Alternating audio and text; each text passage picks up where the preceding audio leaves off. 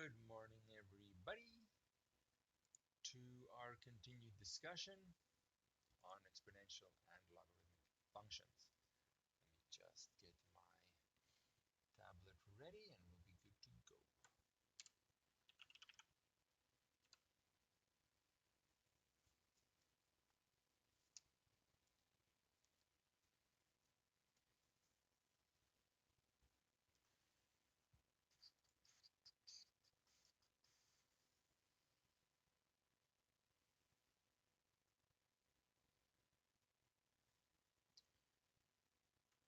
Very slow to load. Come on. Did I not do it right? Oh, there it is. Okay.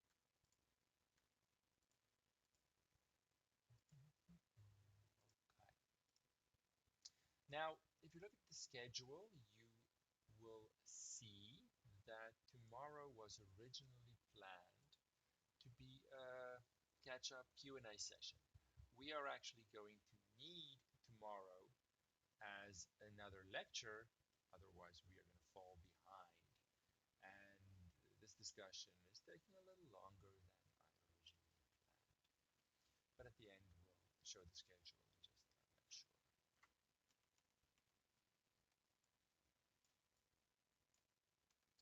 In any case, let us continue. Let me just see the chat at the same time.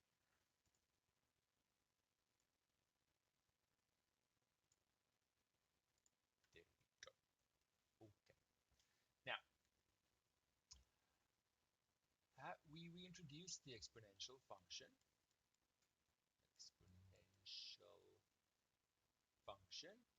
Versus the logarithmic function. And I like to introduce them by way of inverse functions because they are each other's inverses. You can't hear very well. My microphone is turned up. There's not much more I can do. All my volumes are up.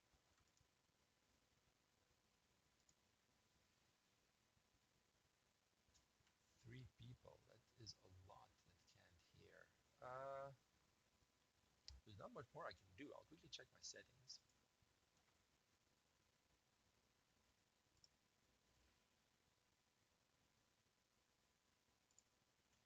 Yeah, everything is turned up. Not much more I can do. Hopefully you have a volume that you can turn up. Otherwise, I'll try and not mumble. A little more than usual today.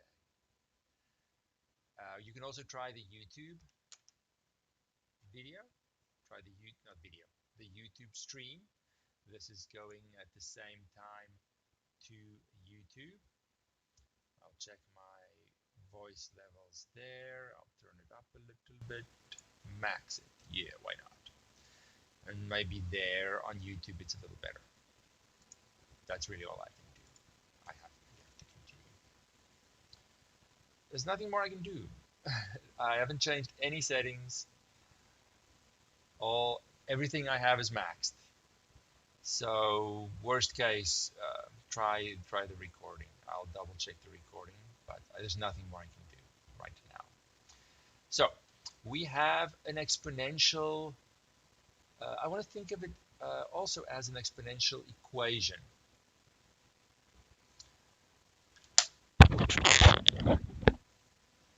Okay, how about now? Is that better in any way? Now it's too loud. Ooh, on YouTube it's way too loud now.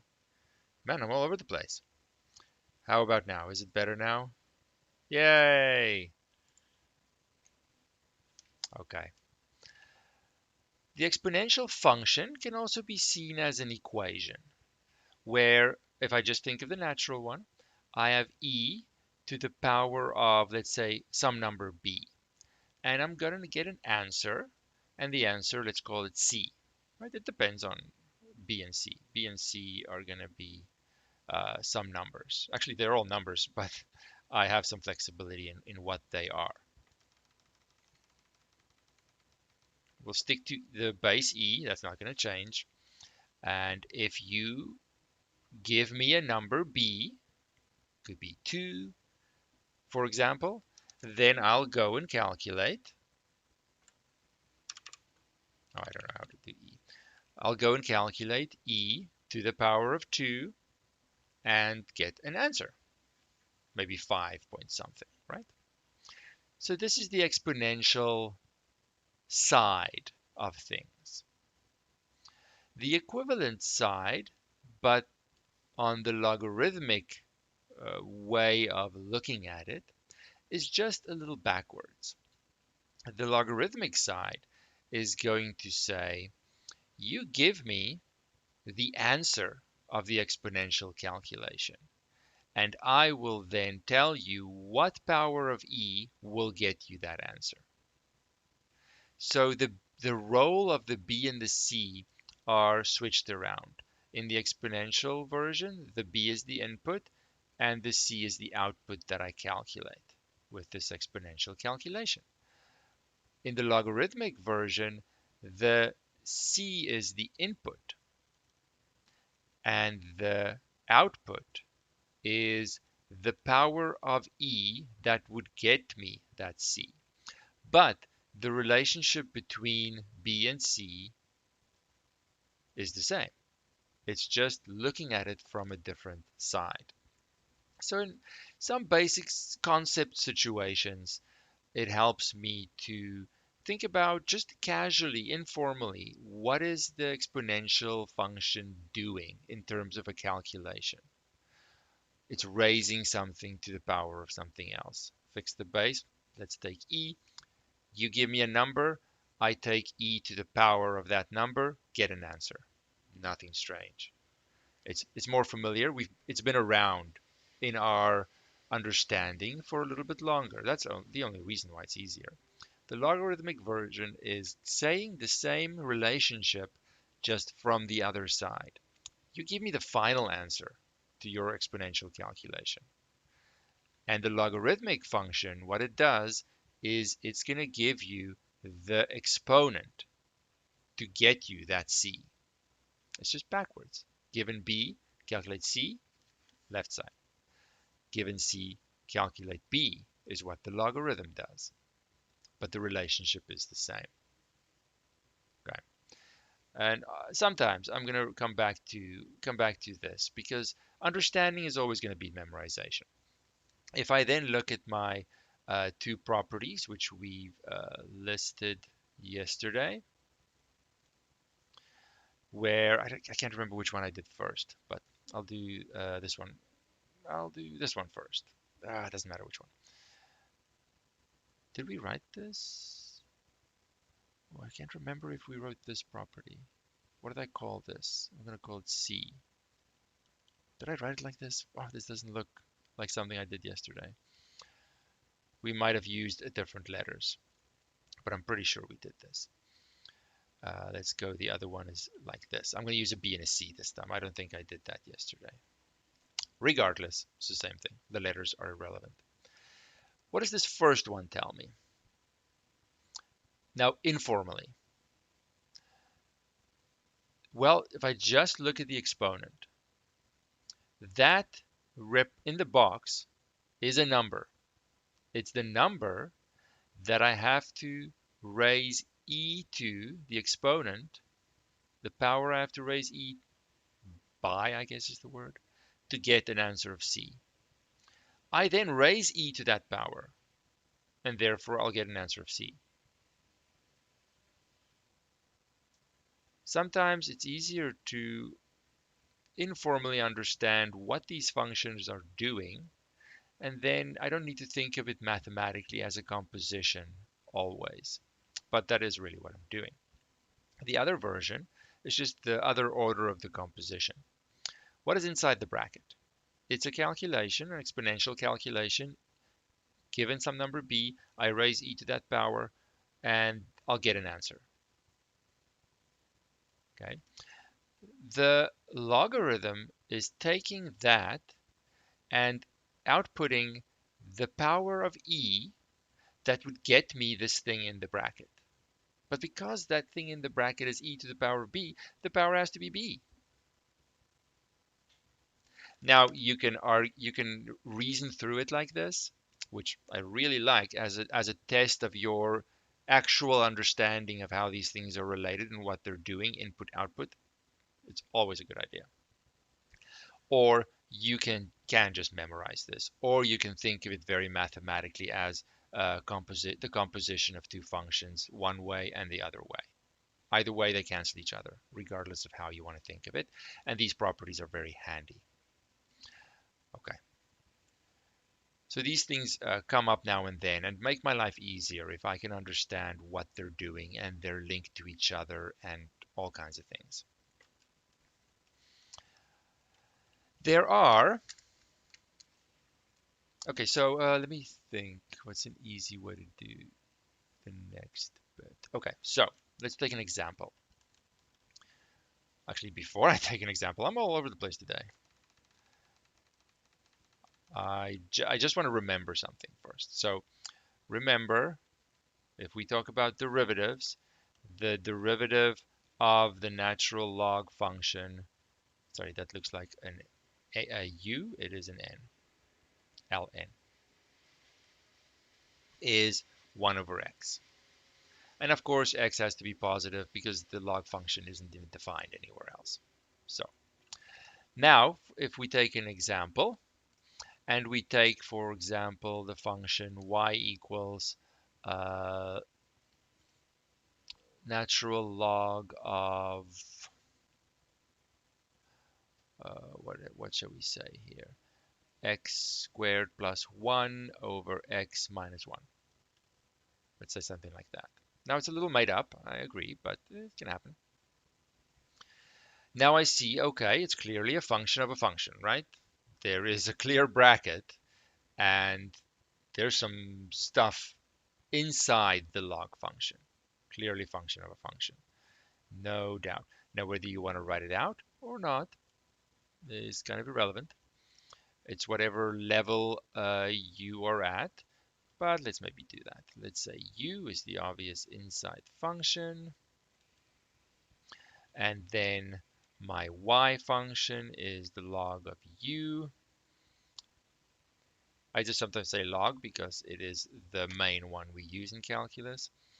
So the derivative is going to be the derivative of the outside function with respect to that variable, so it's 1 over u, I'm skipping a step, times the derivative of u, which is not going to be the nicest thing to do. It's going to be a quotient rule, right? Quotient rule. And it's going to look quite unpleasant. Let's do it. Why not?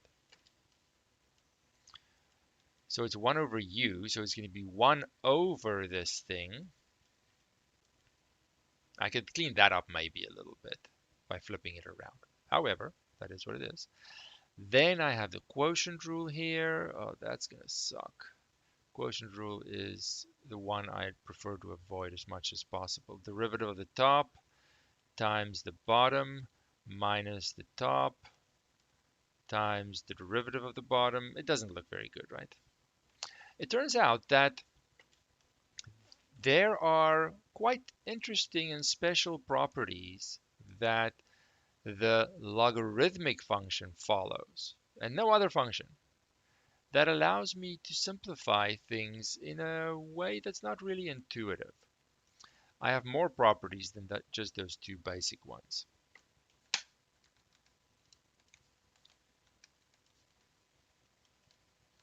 But let me make that clear. This is logarithmic properties. Logarithmic function properties. Their home is only here at the logarithmic function. One of them says that if I have the natural log of two things, it doesn't even matter what they are. They could be numbers, they could be functions, whatever. I have an a times a b. I don't even care what they are. Then, interestingly enough, it's the logarithm just of a plus the logarithmic function just of b. That the log of a product is equal to the sum of the individual logarithms. That's weird. That's weird. And that's something that you have to prove. I'll give you a quick overview of how you would prove something like this. You just have to give them names. So let's call this first one, let's call it m, the log of a times b. I don't need the brackets, right? It's one term, but I will. Let's call the next one n, l, m, n. Let's call the other one p. I just need to give these things names. Then, I'm just going to do it quickly. We don't need to know the proofs, of course, but I want to give you an idea of how could this be true? Well, you have to prove it. Well, then what does this first one mean? Now I'm going to use my slightly casual, but correct still, understanding of the link between a logarithmic calculation equation and its corresponding exponential version. Because this is a log equation, right? This is an equal sign. There's a log in it. So this would be translated as e to the m equals a times b. Because the answer to a log is the power of e that would get me the thing inside the bracket. Same for the next one, e to the n is going to be a, and same for the last one, e to the p is going to be b. So then if I put it together, a times, sorry, no, not that way, e to the m is equal to a times b, and a itself is e to the n, b itself is e to the p, and when I multiply exponential expressions with the same base, I add them together. And the only way, if I now look at this versus this, the base is the same. It's a basic exponential equation. Therefore, the exponents have to be the same. So m, which was the log of the product, is equal to the sum of the individual logs. And you're done. So all of these properties have to be proven and verified, more so than usual, because they are not intuitive. Why does a log work like this? That I can split a product up? It's not a product rule, it's not a derivative, it's just a log property that allows me to simplify things. Now I can do the exact same thing for division. If I have the log of a quotient, it's simply going to be subtraction. Top minus bottom. So then if I look at the example, and I know we're going a little fast perhaps, there's a lot of stuff, and 4 days is even not enough, but you can always rewatch the video over and over and over. Let me know if you have any questions. If we now look at this function, it was x squared plus 1 over x minus 1 inside my logarithmic function. I can now say, instead of going straight to the chain rule and then having to deal with the quotient rule, I can look to simplify this first by noticing it's the log of a quotient, so it's the difference of the individual logs. I'll stress again, this kind of property is only true for logarithmic functions and only in the way I've listed it. Then the derivative is going to be a difference property first, the derivative of the first term minus the derivative of the second term. Now, sure, I still have the chain rule. This is still the log function of a function, but that inside function is way simpler now. And it might be so simple that I don't need to do the whole u and setup thing. It's the derivative of the outside function with respect to the inside function as a variable, whether I call it u or not, times the derivative of the inside function. Next one, derivative of the outside function, because it is the natural log of something. If I have that something as a variable, then it is this property in the box, which we've seen yesterday. So the second part of the chain rule says times the derivative of the inside something, which is just 1. So this is a much cleaner looking answer, though they are exactly the same. My previous attempt would need some significant simplification to get to this. So by simplifying first, which I should always consider, what is the function in question? Should I maybe try and clean that up first to make my derivative process a little bit easier? And in the case of a log function, the simplification properties are different than other functions. Now, don't see more than there is here. This says what it says and nothing else. If I have inside the log function the product of stuff, I can simplify it and expand it and break it up into something plus something else. If I have inside the log function a quotient, then it's the difference of logs. If I have inside the bracket a plus, there is nothing I can do. It's only a product and a quotient that works. If I have, for example, in this guy over here, the log of x squared plus 1, inside the log, x squared plus 1, there is no simplification property that I can do. It is just the way it is.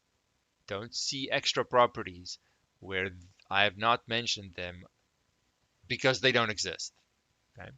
Every now and then I see people that think, well, there's a product property for logs and there's a quotient property, so surely the others as well. No, unfortunately not. I'd love there to be one. It does not exist. Don't make something that doesn't exist. Doesn't work. Okay. But these two, sometimes they're quality of life properties. I like to call them quality of life properties. Because yes, I could have done it without simplifying the log. It's totally fine. If my algebra simplification is up to speed, there's really no problem. I can get around this. But it can also be so much easier to work through a derivative question if I consider the simplification of the log function first. So it's not really a necessity. It really is just a quality of life situation. Okay, so these two properties are very much at the lower end of my priority list. I'll give them a little dot, single dot. The original properties that I listed up here, I'll put a box around the dot. So it's a more important property that I can't get around this, but I don't have, yeah, I actually can't live without this property. It's that important. I'm going to put a little circle around the box. It's probably the most important properties. That is at the heart of the relationship between the exponential function and the log, that they cancel each other. I really can't go without these. But how you remember them is up to you. You can blindly memorize them. You can have an understanding of input-output, which I strongly encourage. Uh, but you have some flexibility in how to remember them. There are two more that sit in between these two in terms of priority. I don't want to live without them. I can't go far, but I can memorize my way around them, I suppose, sometimes.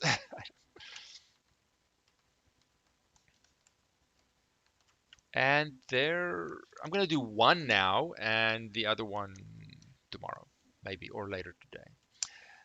Let's give it a dot and a box because it is more important than the product and quotient property, but it's not fundamental to the definition of the function. So it's somewhere in the middle.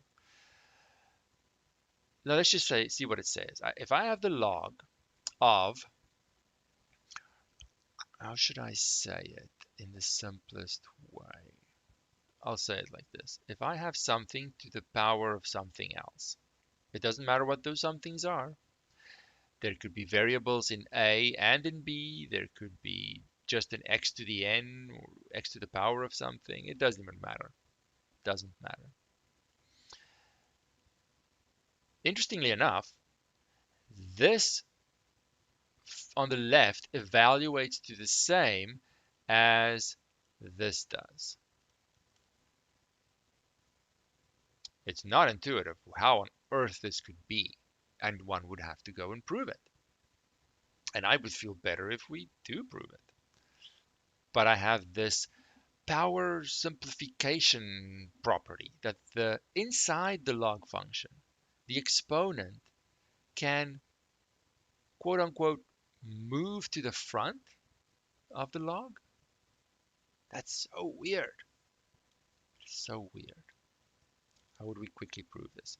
Well, in a very similar way. Let's say, let's call n, or I guess we go m, right, as the first one.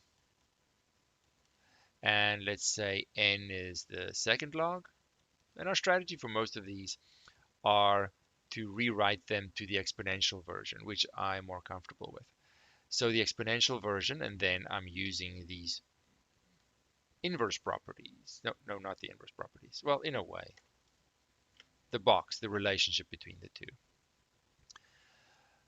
says that, okay, if m is the answer to the log calculation, that means e to the power of that answer is going to give me a to the b, the stuff in the bracket. If n is the answer to a log calculation, then e to the n is going to give me a. Okay, so then, oof, that was a then. And again, I'm not expecting you to be able to prove these, but these properties are so strange that they almost feel made up. And it's not a matter of I want properties to work like this, so I make them up. No, they just are what they are.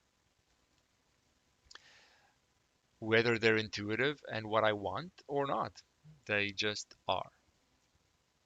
Okay, so now what do I have here? Let's see. I have e to the m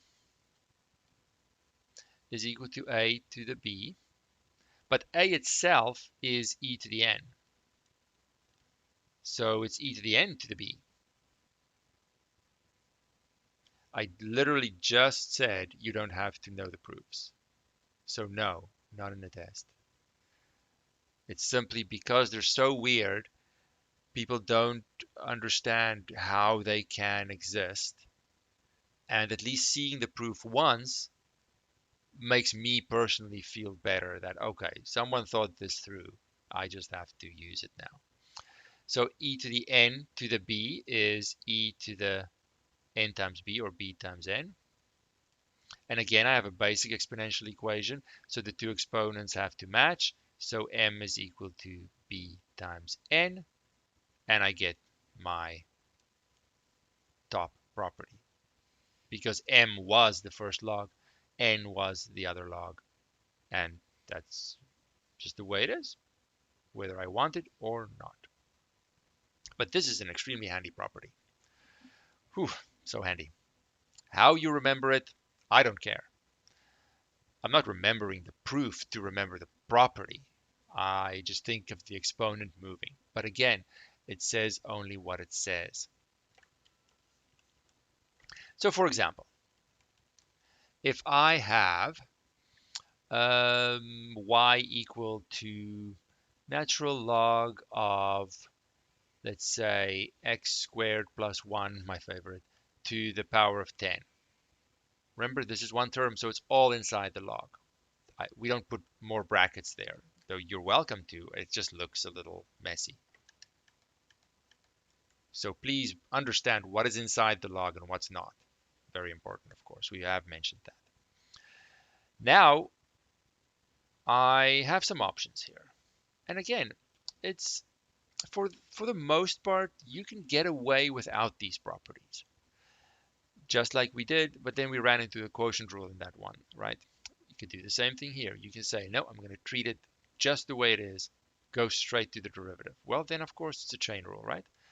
It's the log of something, so the derivative is 1 over the something times the derivative of the inside something, right? And by now, I don't want to write every chain rule out in detail. It's going to take too long. It's going to look too messy.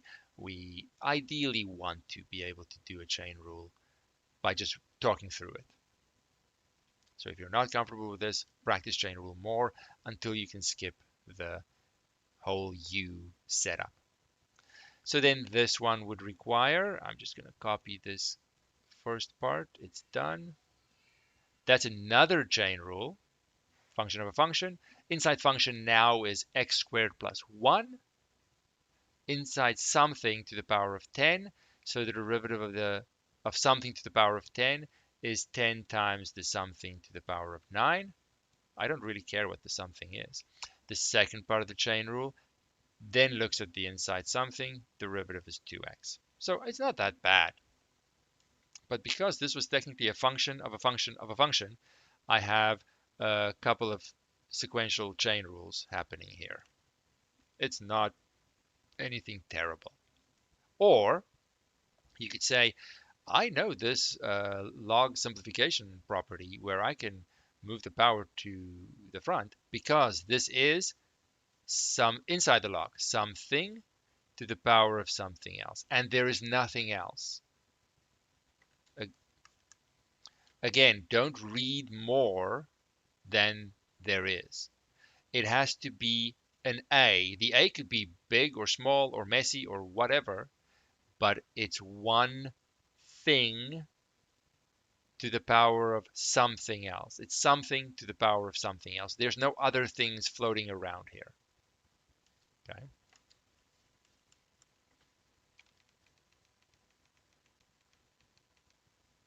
And only then can I simplify it.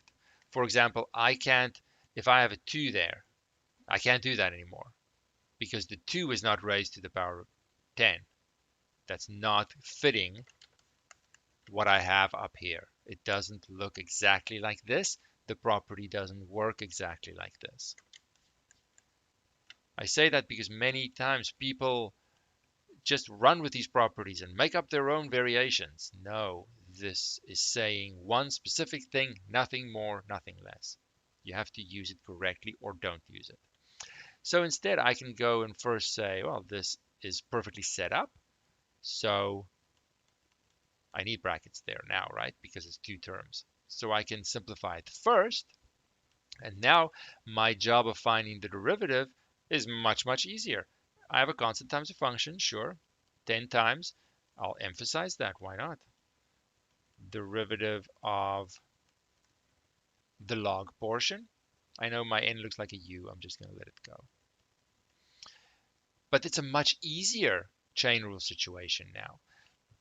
The log of something, derivative is 1 over the something, times derivative of the something, 2x.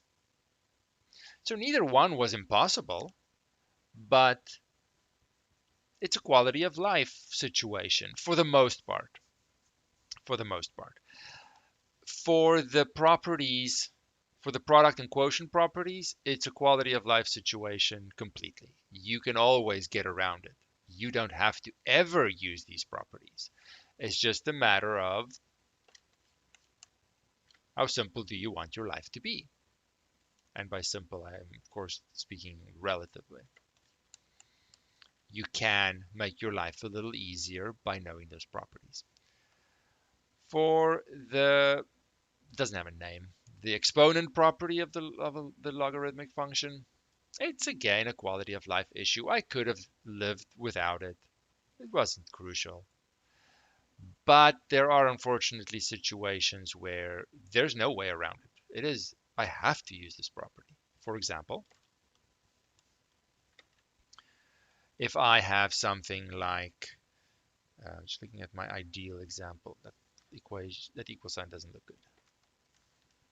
equal natural log of, let's not make it too bad. Let's go x squared plus 1 again to the power of x. Now this function is a really actually a big step up in complexity. There are x's in the base level and in the exponent. But luckily they're inside the log, and I really don't have a choice. I have to do for the exponent property first, because I have no idea how to handle the derivative of something like this. It's just not going to happen. Oopsie. Oh, don't go there. Back. Oopsie. Just want to undo. That's all I want to do. There we go. So in a case like this, I really have no choice. I have to use the log property first. Now, again, I will say, in case you're watching this and you know a lot more, there are other ways, but we don't have those tools yet. So at this stage in our progression, coming across a function like this, we have no choice but to use that property. There are always other ways, but we don't always know them at this stage. Okay. But now this function, oh, totally, I can handle that. What is the first property that I am going to use? You haven't said much yet, so your turn to say stuff. What is the first property that I'm going to use for this derivative, or to find this derivative? It's always good now and then. Just have a little check. Do I recognize all the properties that are involved? And can I explain what I'm doing? Very important.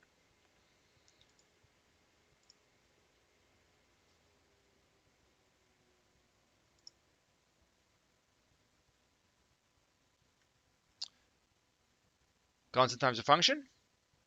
Who agrees or disagrees?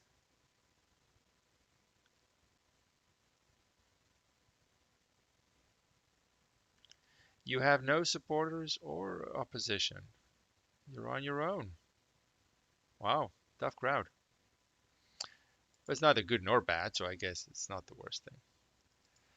Notice that there is an x at the front.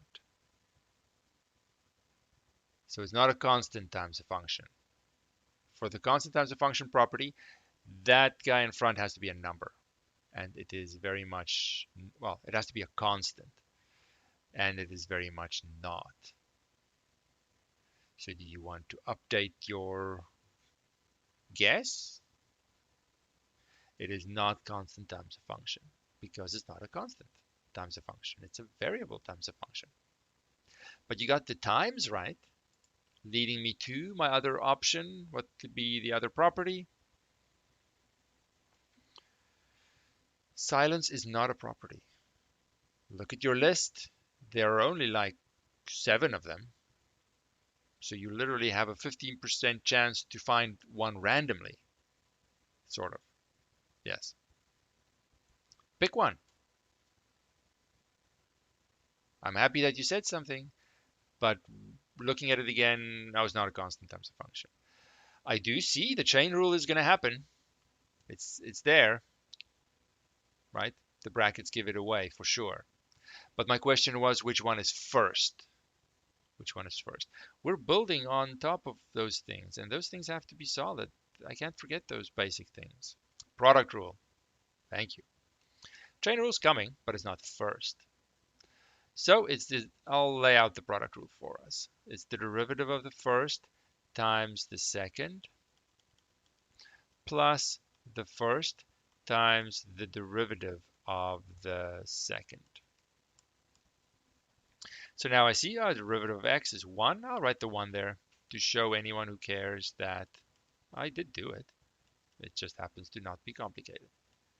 Now for this next derivative at the end here, there is a chain rule, but it's not a terribly hard one. It's the log of something, and the derivative of the log of something with respect to that something is 1 over the something. Notice how I say things. I say things Not to sound arrogant, that's not my intention. Everything I'm saying in a specific way because it may be close to the most efficient way how to think about these things. Then the second part of the chain rule says times the derivative of that inside something. Then I look at the details 2x. And I don't care to simplify it any further, right? So there are some cases for us at this stage where we kind of have to use this property or we can't move forward. We don't have tools to handle a derivative of a function that has x's in the base and exponent level. We don't have that tool.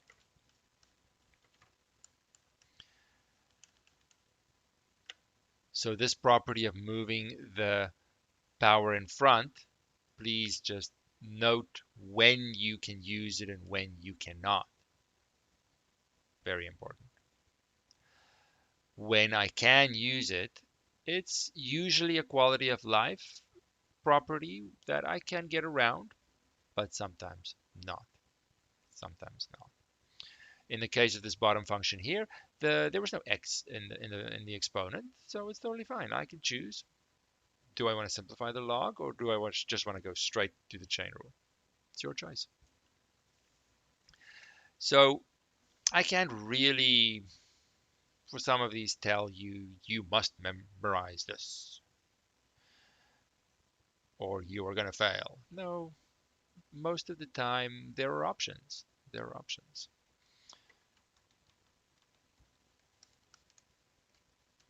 That could be good or bad news.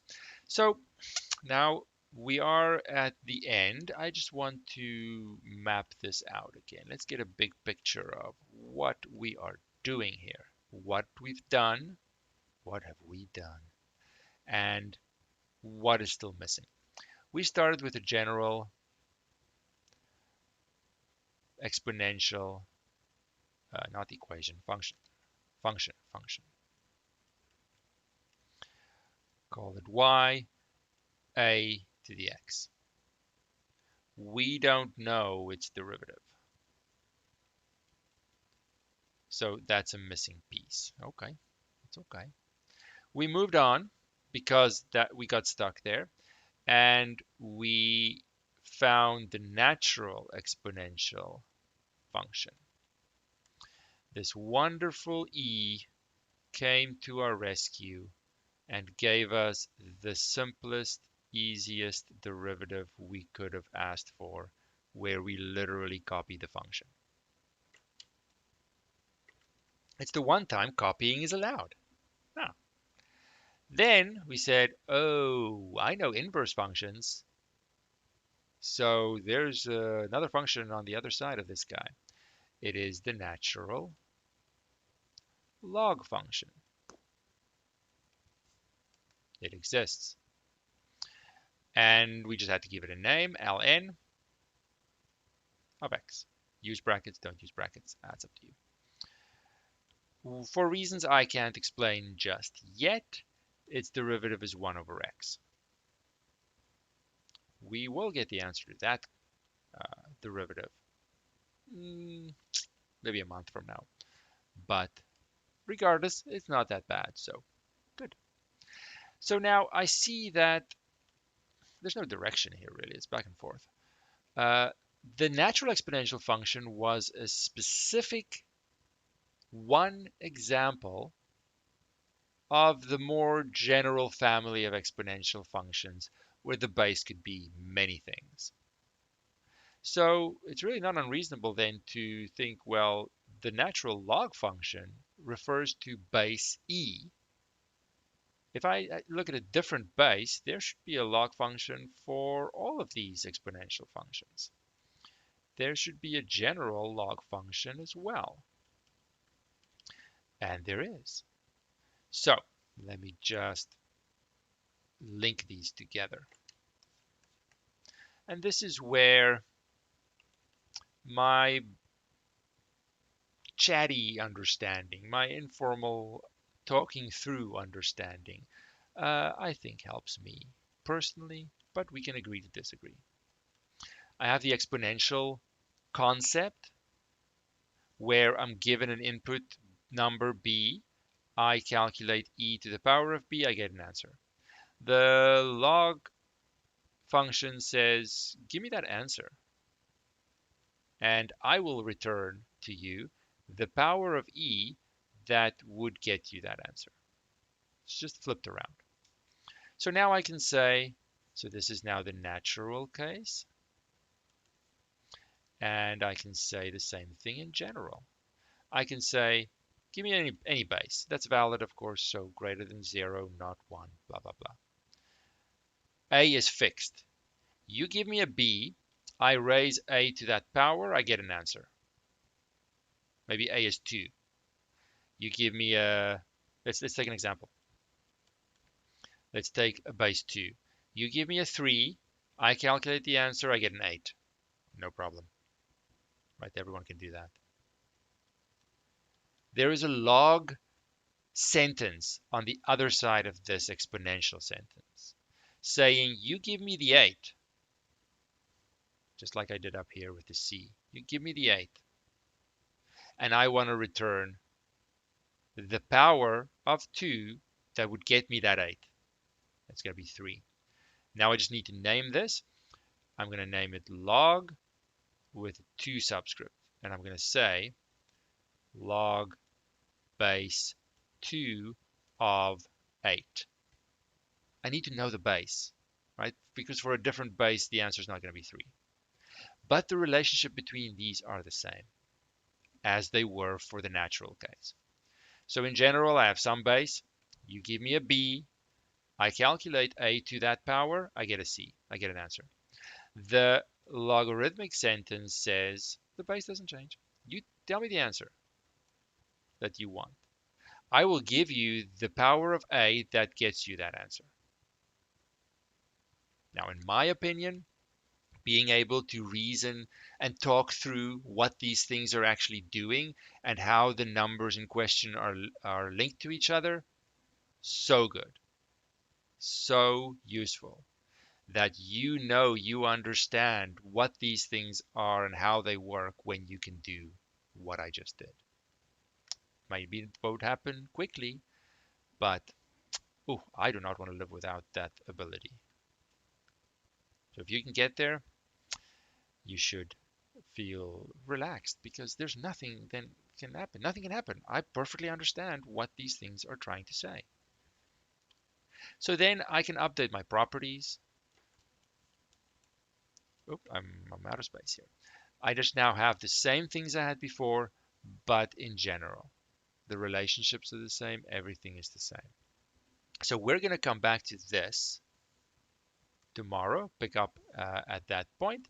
I just want to highlight that these properties now have general versions as well.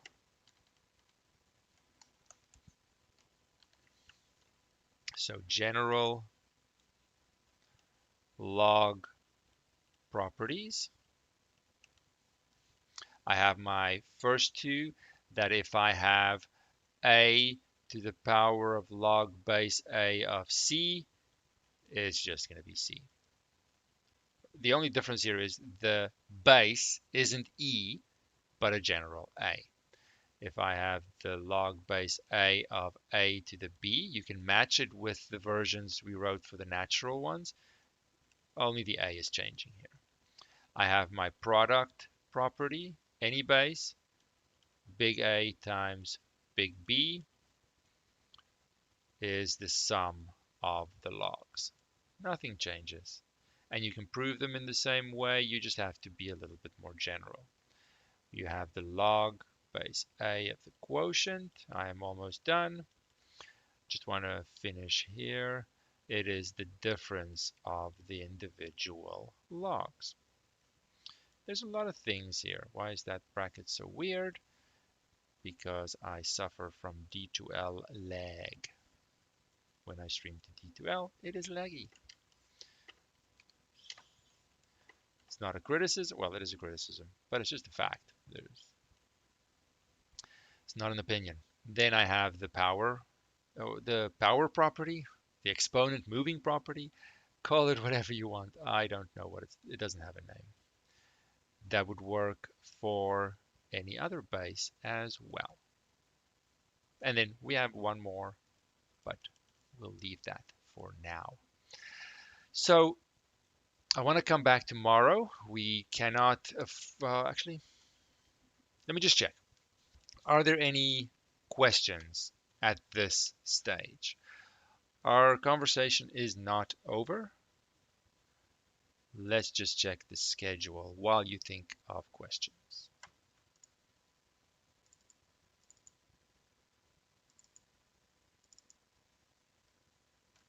No questions? With all of this, there are no questions. I cannot be doing that good a job. There is no way. We went so fast. How could there be no questions? All right.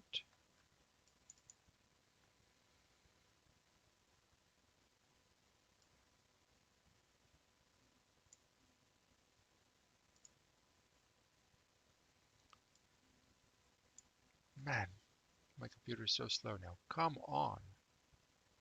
Just drag into the screen. It's not hard. Come on. You can do it. There you go. We are in October. Whoa, that's too much. Where are we now?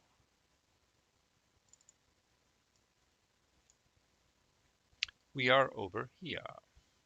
So you see on the schedule, there was originally scheduled a Q&A session tomorrow. That is not going to happen. We need that session to finish our discussion on general exponential and log functions because our picture isn't complete. I should have finished this picture, right? We now have a general base exponential function, but we don't know its derivative. I'm going to start with this picture tomorrow anyway. We don't know the derivative. What on earth could that be? That can't go well. Actually, it's going to go pretty well. So there are some question marks. Not many, but some. And we need tomorrow to finish everything. So I'm not going to update the schedule. That's what's going to happen. There will be a video if anyone misses it, all the usual things. And then we start with the next topic on Monday. Just so we don't fall behind and try to catch up. We probably have a lot of time next week, but we can then take a Q&A session. I just want to finish this conversation on this topic. All right. You had plenty of time to write a question. Maybe you want to bring a question tomorrow, but don't let your questions stay unanswered. That is it for today.